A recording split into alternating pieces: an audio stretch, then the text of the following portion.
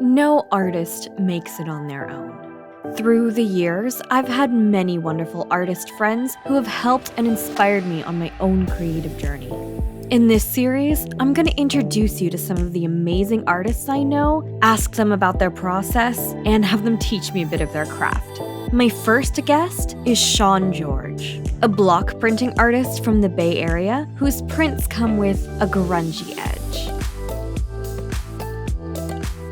You've been working on Runcible Things for how many years now? Oh, God, like at least 6? Yeah.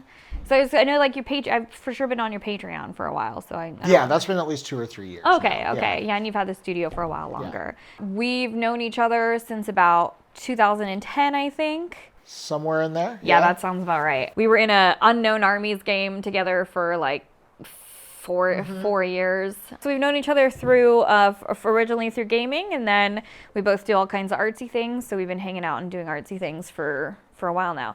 So that is why you're my first interviewee, because I couldn't think of anybody. Thank you. You're welcome. I couldn't think of anybody better. The first person I thought of that would be good to interview was Sean. So welcome to the studio, Thank you. Studio. Very nice. Very nice. I like the zigzags. Yeah, this is Target original. So today we're going to be doing lino block printing. Yes. Lino block printing. There we go. Tell us about it. What kind of medium is it? What is it exactly? It is, it's linoleum.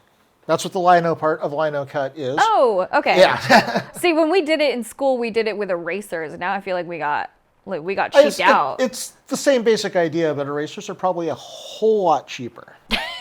for a classroom of 60 children, I guess erasers is a bit easier and probably safer to cut. I have stabbed my fingers on multiple occasions. Oh, okay. Oh, so you're like, I have bled for the work. Literally, yeah. Okay. Because especially if you're using some of the tougher linoleum, the knife can catch. Oh. And if it slips and your hand is in the wrong place. Because you're holding it on the other side. So you also learn how to hold the block. So if we end up with chunks out of our fingers, or especially me, because this will be the first time I'm doing a linoleum one, if I end up with chunks out of my fingers, then we'll know why. These are kind of old and yellowed. But so that is called quick cut. Which is a little bit stiffer than you would get for like stamp making, which is similar but a slightly softer rubber. And then this is a more traditional linoleum block. I don't know how well you can see that on camera. This is what I use for the backs of the postcards that I make. Yes, which is part of his Patreon, which I will definitely be plugging today. I've been receiving his postcards now for, I guess, like 2 years. And they're great. I keep them up in my office. They're on the fridge. I did bring the Green Man. Oh, okay, nice. So that's the Green Man block. You're like, Emmy likes the Green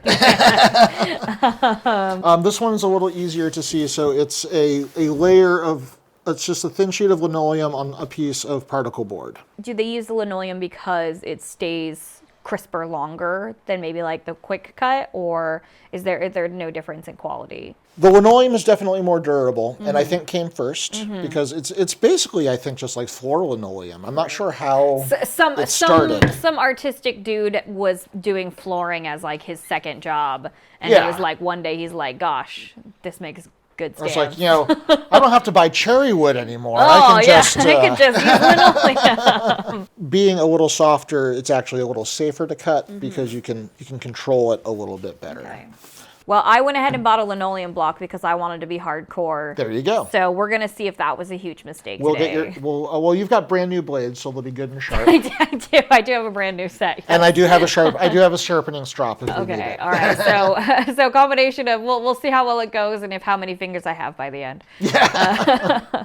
All right. And so once you finish carving the block with whatever design, I know you put some ink on it. It's a relief printing process, which means that you ink the raised areas, and that's what you get printed onto the paper, as opposed to like an etching, where you would cover a plate with ink, wipe most of it off, and then through a high pressure process, the lines would print. Oh, Okay. because the ink would get leached up out of the crevices. But So this is where literally put whatever it is that's left, what we haven't carved is going to be what we see Yes. when we print it. Okay. And then obviously we just put it onto some kind of paper. Is there any kind of specific paper? Like, they need to be done on a certain kind, or is it sort of you can print on anything? you can print on anything. I mean, it depends on what your ultimate purpose is. Like, if it's archival, you probably don't want to use printer paper. Okay. If you wanted to stay around for a while. Yeah. Right. Yeah. Then you're probably going to want to use a nice oil ink and maybe some nice high cotton paper or something. The postcards I just do on Bristol board. Oh, okay. That's right. Yeah, it's like a nice, like sort of thicker paper when it shows up. It's a nice card stock. I get big pads of it and cut it down. Today we're going to be carving some blocks. I'm doing one of Jess's designs actually because I don't have time. I don't have time to design something new, and Jess is a much better designer. And you're going to be working on your Patreon for this month at the same time. Yes. So we're going to go ahead and we're going to bust out our blocks, and we're going to go, or we'll. I'll have to do some things first, but Hollywood Magic will be busting out the blocks in now. So here's the blocks that we're doing today. Why don't you show us yours first? Okay. There you go. It's a spooky tree in the woods. Spooky tree. Any particular reason, or are you just feeling like trees this time? Sometimes when I'm looking for like the eyeball one I did for October, I was just flipping through DeviantArt Okay. and saw a picture that was largely the same, eyeball over a cityscape. Like, I really like that. I want to do a version of that. There you go. Did a sketch, and that became a print. All right, so this is what I've decided to go with. Which is one of Jess's Nautiluses, and I'm kind of regretting this already. I feel like I might have. That's actually looks like it's probably easier to carve than it looks. Oh, all right. Well, I mean, hopefully, we're gonna find out. So I usually start with a narrow one. Oh, a narrow. Oh, see, I would have gone large. All right. So that you can kind of get in the lines. And then when you're doing the big gouges, you don't have to worry about overcutting. Gotcha. And I'm just going to, this is a pretty soft material, but even just for demonstration purposes, I will do a sharpening. Got to prep the blades. Yeah. So this is a wax with like some abrasive stuff suspended in it. And then you find the right one to just... Oh, the one that matches. Yeah, and just drag it along there a few times. Then you flip this over. You can see I've used it a few times. Yeah, you've been at it for a while. And just go ahead and sharpen the outside a bit. And, you can see the metal being left behind. Nice. Proof that it's working. Yeah. Yours are brand new. Yeah, they're brand new, so they should be as good as it's going to get. It's only downhill from here. If you feel like it's getting tough to carve, I can always sharpen that up for you. Okay. So your suggestion is to do the outside edges of the stuff first, so that then afterwards you just sort of you're taking especially so you can kind of keep track of what's light and what's light dark. and dark. Okay. Yeah. Because your eye will get confused. These stripes that I thought were a great idea last night in the light of day. We'll see.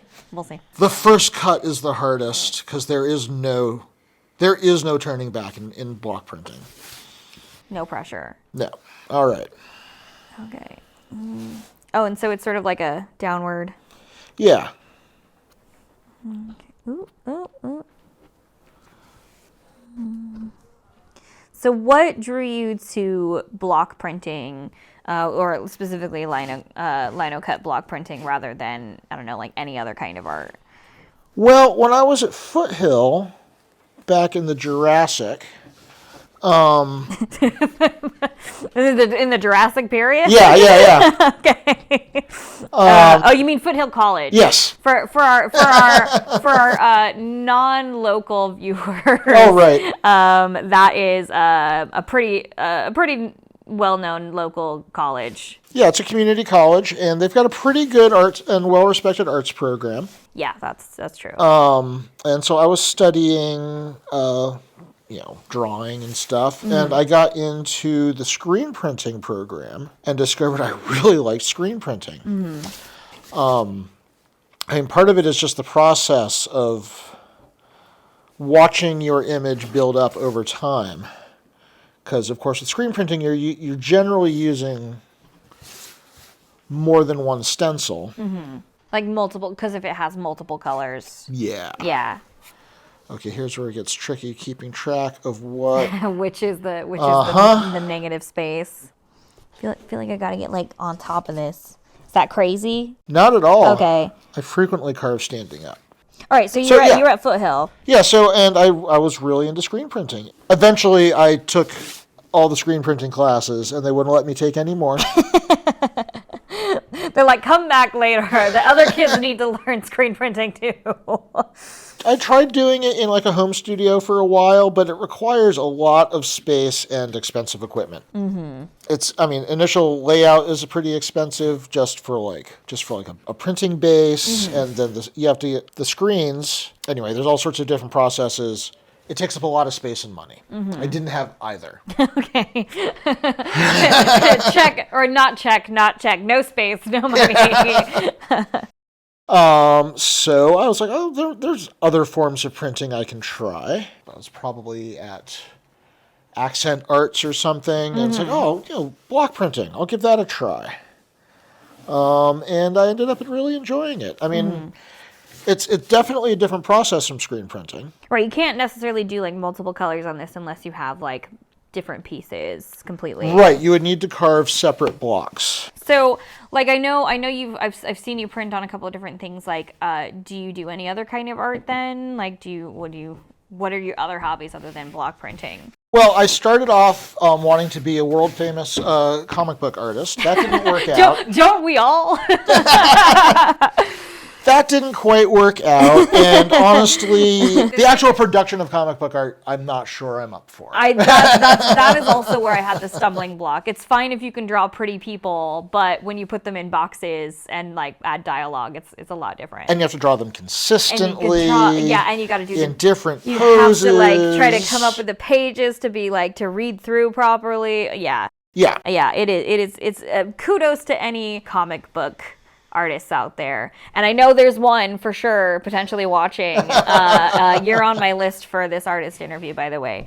So you wanted to be a comic book artist, and so obviously, so you're like, that didn't work out. So then what have you done otherwise? I do some graphic design. That largely comes out of wanting to be a comic book artist and studying page layout and mm-hmm. stuff like that. Mm-hmm.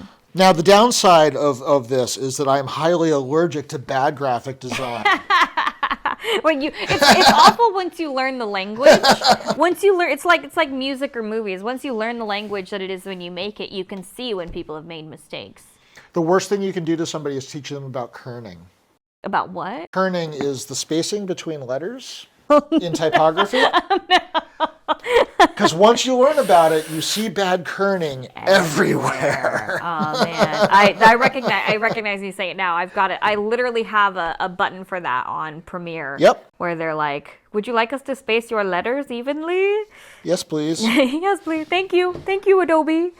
Okay, so you've done graphic design, and I know that you make a really cool miniatures. Because my favorite is your Robo T-Rex. Oh yeah, Sue. Or 5U3. Yeah, you're. I guess what would you call that? Diorama. I guess modeling. Yeah. It's an old toy. Oh, is it? Yeah, it's an old electronic toy. We were selling them at the bookstore I was working at. They're come with a little educational book, and then like this I have a gorilla one too. I did. Oh. I was gonna say, I was like, wait, what part of education were they being taught about robo dinosaurs? I think it was like an anatomy. I forget. Oh, exactly. Weird. They're like the robo dinosaurs that will one day rule the world. Be ready for the forefathers. They shall return again. And they had a gorilla one that I got, and I made a diorama out of that one. And there's a bat one that I've been trying to think of something to do with. Mm-hmm. Your initial cut is probably not going to be your final cut. Yeah, because like some of these up here, I know like I can still see edges on them, so obviously that's going to want to be removed. Or the lines, like once you print it, you're like, I kind of want those lines to be a little thinner. Mm-hmm. Just stuff like that.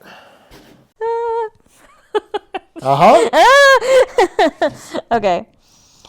So I mean, this seems like, obviously you've been doing this for a while, so I'm sort of saying this as like, are there things that you find frustrating about block printing? I mean, one is the no turning back. Like if you make a mistake, Like there's that's no it. undoing it. Right. Like once you've removed that bit of material, you can't put it back. There's no Control Z on block printing. No.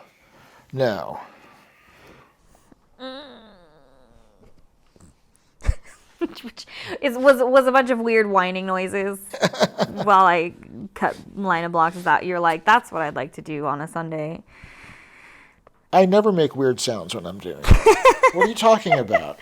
So after an unknown amount of time that was definitely more than an hour, I've got some big lines in mind. But the professional, however, has gotten at least his first draft finished. This is what I get for underestimating block printing. Basically, I could start doing some like larger bits, but it doesn't matter. What we're going to look at is the professional doing his job, okay? Okay. Okay.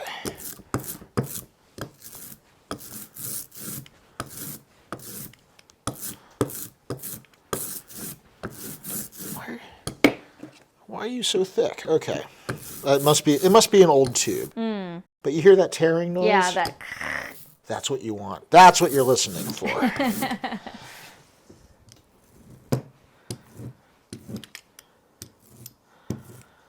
Can take a little while to. Also, I don't think the brayer is evenly covered. Okay. Come on.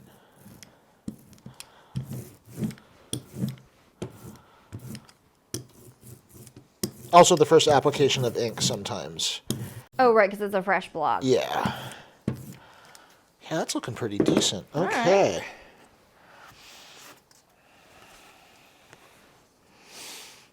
So you just eyeball it. Yeah. Well, for something like this, I've got so much space on the edge, I would cut it down later. Oh, okay. So you would just print it and then you would just fix it. You fix it in post. Basically, yeah. And then, okay, my Baron is a little dirty, so I'm getting the back a little. Hey, this Baron's only like 20 years old. I don't actually use it that often since I bought the press. Oh, yeah. I actually have the box for your press. That's what you gave me. That has... Ooh, too much ink, right? That looks awful. That's going in the trash. Okay.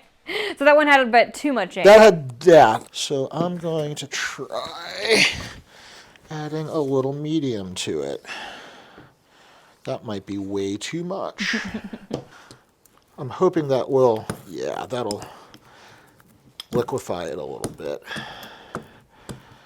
I mean, if it's too runny, that's kind of a problem too. All right, let's try that again. This may give it a little tap first just to stick it down. Oh, okay. Oh, right. Otherwise, the to paper make it might in place. move. Right. Even with a press, that can happen. If there's a little sideways motion, oh, it's so frustrating, and you take it out and the paper's like halfway off the block. I'm trying to be a little gentle because the table's a little flimsy. It's a wobbly table. Oh no. Again. Just in case maybe it's... It needs some heft behind it. Well, this is very floppy, so if this isn't completely flat, that Right. might be causing some problems. It might be that this material doesn't take ink as well as it should, which would be unfortunate since it's sold as a block print material, but you know. Okay.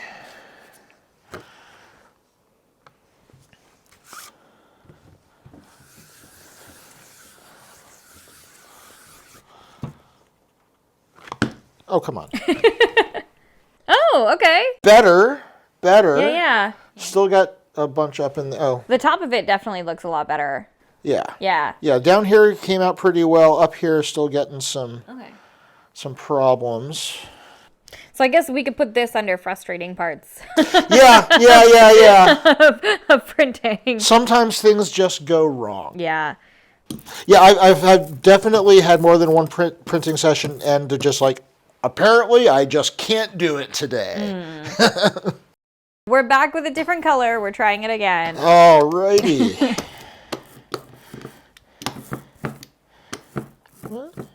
Oh, we got like a road bump in there. Yes. Yep. And yeah, you can end up with weird, unfortunate artifacts that way. Weird chunks in your ink. It's usually bits of linoleum that you didn't notice. That makes sense.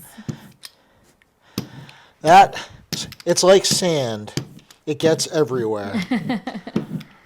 It's not quite as coarse and irritating. Alrighty.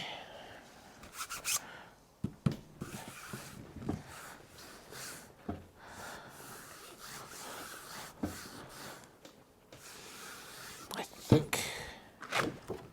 Yeah! Yeah. All right. Alrighty. I really like that in the green. There you go. So I always like the side by side with the block. Yeah. Go.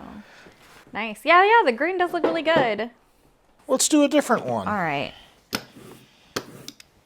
One that definitely should be in green. Nice. Oh yes, this is my favorite. So with your work, where do you see where would you like to go with it? Like, what do you think in your future as you improve? What would you like to get done? So the dream is always to make a living from your art, right? And that's hard, and requires a certain mindset. Which, getting back to my printmaking hero, David Bull. So he told a story about meeting one of the preeminent Japanese woodblock printers when he was first getting started, and this guy had just. God darn it. Had just finished doing one of Hokusai's Mount Fuji's or something for one studio. And they bring him the exact same design for a different studio. And so David Bull asked him, how does that make you feel? Like to just carve the same thing over and over again. And he looks at David Bull. It's like, that's the difference. You're a hobbyist. I'm a craftsman. I carve. Whatever they put in front of me, that's what I'm carving.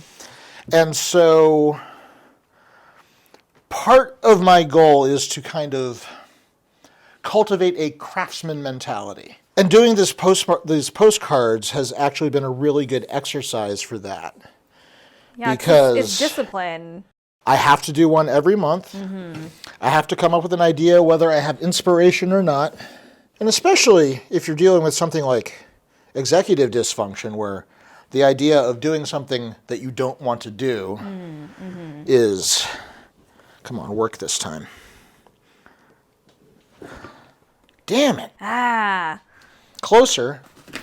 I don't think I realized how many misprints were involved. Oh, yeah. Yeah. I'd be like, I'm the worst at this. This is like, if I had been doing this by myself and was like, just kept being like, none of these are right, I would have just assumed at this point that it's like, I had been the fuck up. Nope. It's all about making something as simple as drawing, as complicated and error-prone as possible.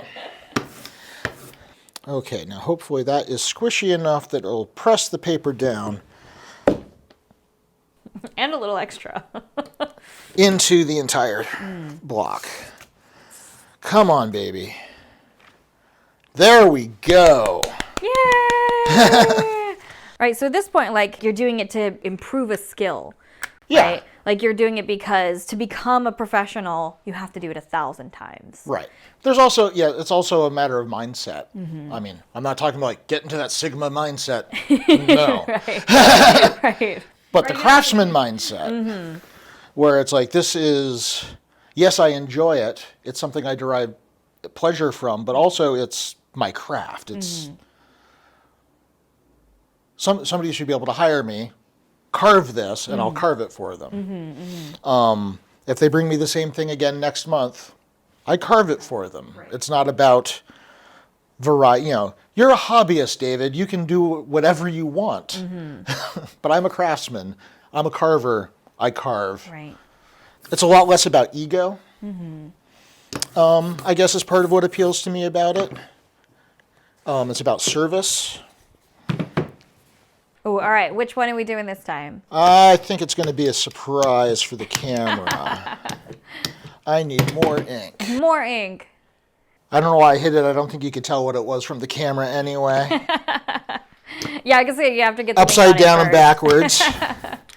But I think it will be thematically appropriate for this channel. Have you had better luck when you've been doing it with the press? Does it tend to be successful more often? Yeah, the press definitely gives you more consistent results. So at first I'm like, that's cheating. But no, there's no cheating in art. Yes, work smarter, Yeah. not harder. There you go. Ah, nice. Not the perfect print, but Nope, definitely. For all of our Flat Means Death fans, there you go. All right, we've got some cool prints today from Sean. Thank you so much for coming in. Really happy with how that. Sorry. Yeah, no, please feel free to take any of these, except for the Green Man. I love the Green Man. I Okay. just want another one. I don't. Yeah, it's great. Cool. So, all right, last question before we go. What is the coolest thing that you have printed on? That I have actually printed on? Probably those masks we did back in 2020. Oh, okay. that was we did a cool collaboration. There'll be more on that. Yeah. Yeah. I think we've got another session coming up. We're on doing that. another session of doing some printing with some masks coming up. So. I have a commission I've been sitting on for a while from my friend Kestrel, where she wants me to put a design on her longbow.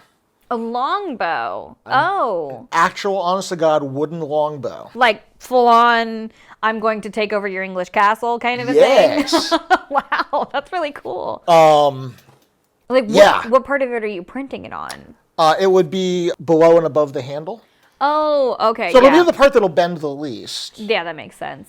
I have a idea for the design. I need to run it by her to make sure it's a variation on that. Oh, yeah. I'd probably thin it, stretch it out a little bit. That makes sense for a bow. And probably use some of this material because it's flexible. Yeah, wow, that seems really complicated. Because like everything else you've printed has been flat, so. Yeah. And it's an expensive piece of wood, and I don't want to mess it up. Are you going to have to use like a special kind of paint to do it? I think what I'm going to do is use the textile inks that I use for the masks because they're waterproof and very durable. So I think if I can get a nice print on there. That stuff also will, I think, clean up reasonably well if it goes wrong. Right. And then put like a clear coat of like spray paint, like clear transparent spray paint over that. I think it should weather pretty well. That's pretty cool. I mean, it's not like it's going to be out in the weather a lot. Yeah, right. Not like she's going to be out shooting in like the English rain or something. No. Not going on any campaigns anytime soon. Well, cool. I mean, when you end up finishing it, please send us some pictures. Send me some pictures. When that's done, I'm gonna be sending I'm gonna be bragging about it. Yeah, we'll definitely do like an update on it. Cool. Thank you so much. Well, thank you for having me. This has been a lot of fun. Thank you for being the first interviewer on the artist interview series. Yeah. I'm number one. Yeah. All right. Thank you so much for joining us today. If you enjoyed this, please remember to like and subscribe to the channel. And remember to check out Runcible Things Patreon. He also has a Redbubble and an Etsy shop. And if I did all of those right in my video editing, those will be in the right spot. It's so nice to have you here. Thank you. This is Crafter of Many Kinds.